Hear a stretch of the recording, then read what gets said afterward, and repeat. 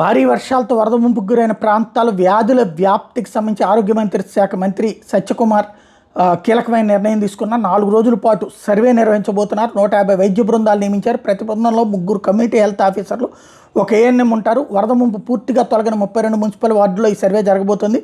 ఈ 32 వార్డుల్లో మొత్తం 149 వార్డు సచివాలయ కేంద్రాలు ఉన్నాయి. ఈ మేరకు ప్రతి సిహెచ్ఓ ఈ 4 రోజుల్లో 300 నుండి 400 కుటుంబాల్లోని సభ్యుల ఆరోగ్య వివరాలను సేకరిస్తారు.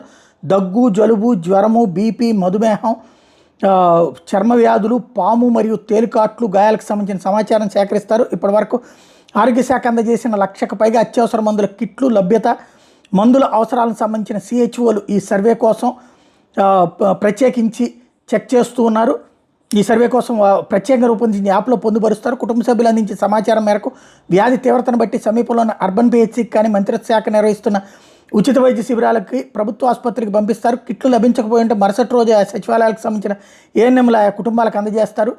ఈ ఇంటింటి సర్వే ద్వారా విజయవాడని అతలాకుతలం చేసిన భారీ వర్షాలు, వరదల వలన ఎటువంటి వ్యాధులు ఏ ప్రాంతాలు అధికంగా ప్రబలుతున్నాయో తెలుసుకుని ఆ మేరకు వైద్య సహాయం అందించగలగడానికి వీలవుతుందని సత్యకుమార్ యాదవ్ ప్రకటించారు. గత 50 సంవత్సరాలుగా చూడని విపత్తును విజయవాడ ప్రజలు ఎదుర్కొంటున్నారని, ఇటువంటి విపత్తు పరిస్థితుల్లో బాధితులకు రాష్ట్ర ప్రభుత్వం అండగా ఉంటుందని ప్రకటించారు.